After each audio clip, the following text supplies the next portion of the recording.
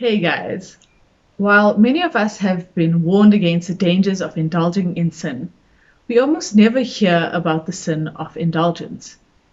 This wasn't always the case, as gluttony is listed amongst the 7 deadly sins. The book of Proverbs even tells us to put a knife to your throat if you are given to gluttony. Yet how many of us would even consider gluttony to be a sin at all? Maybe we don't have a good idea of what the word gluttony means as far as the world is concerned. We can envision a huge 400 kg man Gorging himself on food and drink. But is that what the Bible actually calls gluttony? The word gluttony comes from the Latin word glutere and simply means to gulp down or swallow. But we have somehow made it into a sin and define gluttony as having excess indulgences of food and drink, to the point of neglecting the hungry. I can see why that can be sin, because if this ravenous hunger causes someone to only care about their own needs, then it is a sin of omission. It is the sin of not feeding the poor at the expense of caring for our own self. In Proverbs chapter 3 verse 27, King Solomon taught us, "Do not withhold good from those to whom it is due, when it is your power to do it." This is essentially the same thing that the Apostle John taught us by writing, "But if anyone has the world's goods and sees his brother in need, yet closes his heart against him, how does God love and abide in him?" Part of the problem is that gluttony is frequently mistaken for obesity. Not all who are fat are gluttons, just as not all gluttons are fat. Does gluttony only involve food? Does the root meaning of the word narrow the definition to just food and drink? Can we be gluttonous in other areas of our lives? What does the Bible say about gluttony? St. Thomas Aquinas said that gluttony denotes not any desire of eating and drinking, but an inordinate desire, leaving the order of reason wherein the good of moral virtue consists. And Cresta speaks of our perception of gluttony as follows. Two mistakes accompany most discussions on gluttony. The first is that it only pertains to those with a less than shapely waistline. The second is that it always involves food. In reality, it can apply to anything, to toys, television, entertainment, or relationships, and even emotional stress. It is about an excess of anything. The true danger of gluttony is not that it will lead to flabby waistlines, but it will lead to flabby souls. Too often we separate the physical from the spiritual, forgetting that habits of our body can have profound effects on the elevation of our spirit. Physical appetites are an analogy of our ability to control ourselves. If we are unable to control our eating habits, we are probably also unable to control other habits, such as those of the mind, such as covetousness or anger, or we are unable to control our mouths from gossip. In my own life, I can see a myriad of ways in which gluttony has become an idol. I have an almost worshipful relationship with food.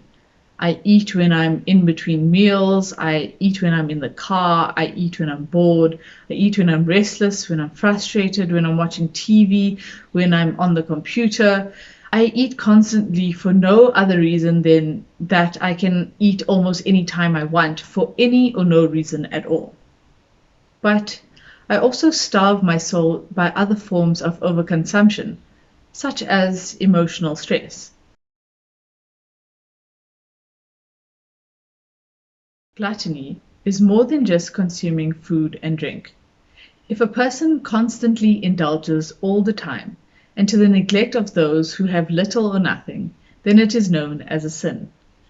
The Apostle John, King Solomon, and other biblical authors suggest that withholding one's own goods or having the power to do good and not doing it is sin. So we can all be gluttons of our own time, talents, and treasure. If we simply bury them to spend on ourselves, then we are gluttons to whatever it is that we have coveted. We somehow forget the commandment, "Thou shalt not covet." To have the means to help and not do so when you see someone in need is being a glutton with one's own resources. We all do it. but we should try to look at life and our possessions as not even being ours, because they're not. We are all stewards of these things, but people will always be more important than things. In 1 Corinthians chapter 4, verse 7, the Apostle Paul asks all of us, "For who sees anything different in you? What do you have that you did not receive? If then you received it, why do you boast as if you did not receive it?" All I have in this world is all that I brought into it, as Job says. Naked I came from my mother's womb, and naked shall I return. The Lord gave, and the Lord has taken away. Blessed be the name of the Lord. Perhaps if God sees that we are not sharing what we have, He might take it away so that another might give to someone who is in need.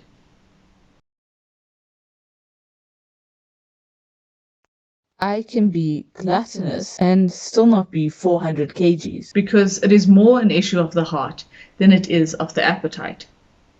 How tight do I cling to my money, which I must remind myself is not mine anyway? How closely do I covet my time over the needs of others? Do I bury the gift that God has given to me?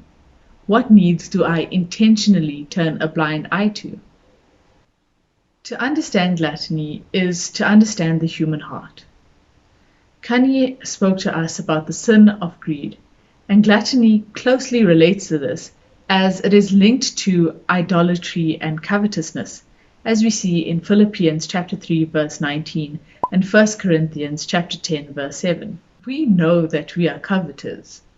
We don't like to give because then we will have less. What a lost blessing that is, because it is more blessed to give than it is to receive, not more blessed to keep than to give. By being generous, we are not really hurting ourselves at all. On the contrary, our treasures on this earth are going to be burned up anyways, but our treasures that we sow into the kingdom will be forwarded to heaven, and they will be waiting for us. Khalil Gibran on giving said that you give little when you give of your possessions. It is when you give of yourself that you truly give. For what are your possessions but things that you keep and guard, for fear that you may need them tomorrow? And tomorrow, what shall tomorrow bring to the overprudent dog bearing bones in the trackless sands as he follows the pilgrims to the holy city? And what is fear of need but need itself? Is not dread of thirst when your well is full the thirst that is unquenchable? In a TED Talk about changing our behaviors, Tali Sharot speaks about human beings being resistant to changing their behaviors and the best ways to motivate ourselves to do so. For example, if we want to not be gluttonous and eat so much, we tend to scare ourselves by saying something like, "Don't eat that or you'll get fat and die." Okay, maybe not that extreme, but for a while we may stick to that. However, these warnings and fear-induced methods of thinking tend to have little impact on our behavior. This is because we try to rationalize by saying things like, "My grandfather drank a bottle of Coca-Cola every day and lived until he was 106, so it's okay if I eat that."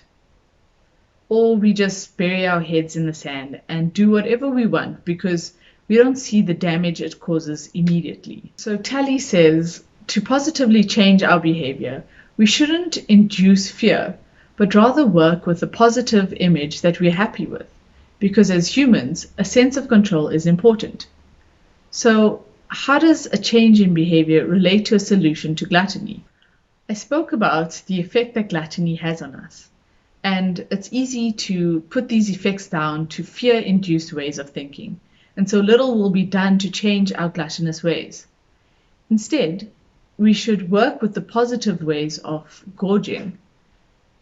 Let's pray that we cultivate an appetite for great and good things, such as good literature, people's fellowship, reading the Bible, nature, work, almsgiving, etc. But let's also gorge on the gospel and God's glory. Let's increase our appetite for Jesus. Let's overeat on the fruit of the Spirit. And let's let our desire be for God, for whom we can never overindulge. In conclusion, if we have learned anything, I hope it is that gluttony is much more than just eating and drinking too much. Certainly, it can be eating and drinking too much, but it can be doing anything too much, to the neglect of others and to the neglect of God. There's certainly nothing wrong with enjoying the world's goods, but to see someone in need, particularly when we have plenty, takes us away from Jesus' commandment to love one another. So let us work on the positive ways of gorging, so that we help not only ourselves, but we help others too.